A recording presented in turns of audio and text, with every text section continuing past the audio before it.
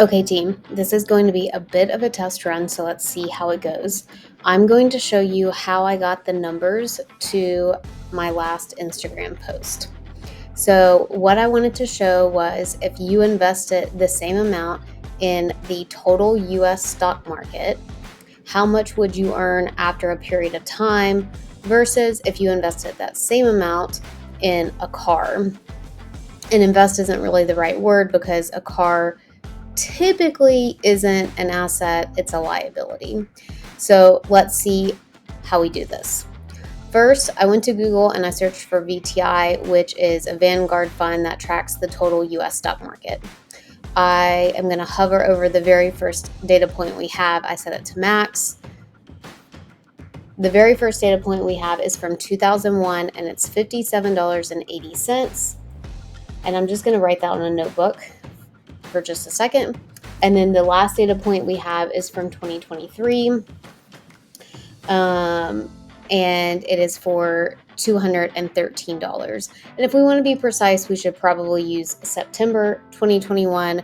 So just to be extra, I'll go back and it actually looked like there's a dip. So if I use September 2021, it was closer to $44.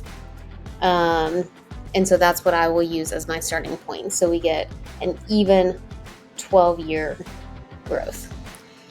So now I'm going to flip over to Excel. Okay, so now we're going to flip back into Excel. We have our starting year is 2001, $44 per share. Ending year is 2023, and we have $213 per share.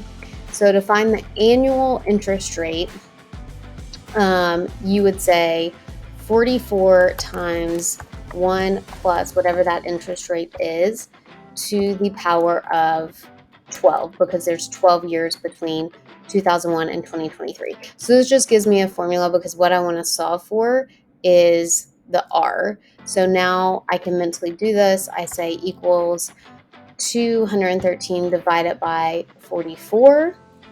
And I am going to put that to the power of 1/12 and then subtract 1. And this should give me my annual interest rate.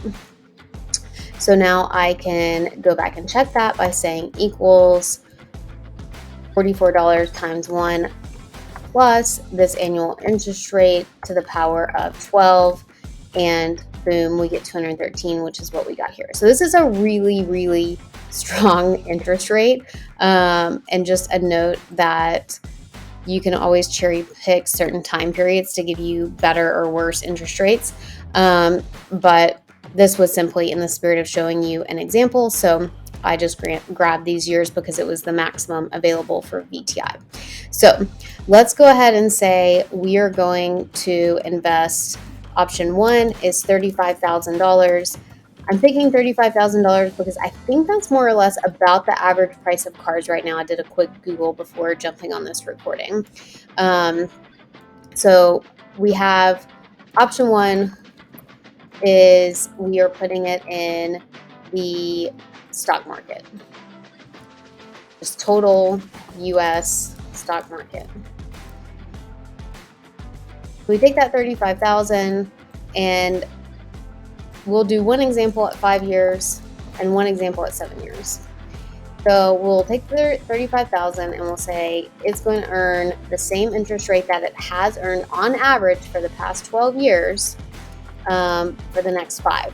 Now, a note, we know that historical returns are not necessarily predictive of future returns. So again, this is just simply an example to bring to life different decisions that you can make. Then we can take the 35 times 1 plus the interest rate and put it to the power of 7 years. So that $35,000 will essentially double over the course of 5 to 7 years. Now we have option 2, and this is buy a car. So you start with the 35,000 and the car's worth that much. But after 5 years, and I'm reading right now, it says the first year, many cars will lose up to 20% of their value. So I'm going to go ahead and put 1 year. So after 1 year, this car is now only worth 1 minus 0.2 because it lost 20% of its value. Then it says after that, they may lose about 15% more per year until the 4 or 5 year mark. So I am just going to go ahead and add a few more columns for 2 year, 3 year, and 4 year. And I'm going to assume it loses another 15% each year until the 4 or 5 year mark. So it doesn't say beyond 5 years. So for that, I will just assume it holds steady, and that's being pretty generous. So what you're looking at is you start with $35,000 that we see over here, and you have an option to earn somewhere between $65,000 to $85,000 in the stock market, assuming a 14% annual return, or you essentially lose half, more than half of what you started with. So double it or half it. Which would you prefer?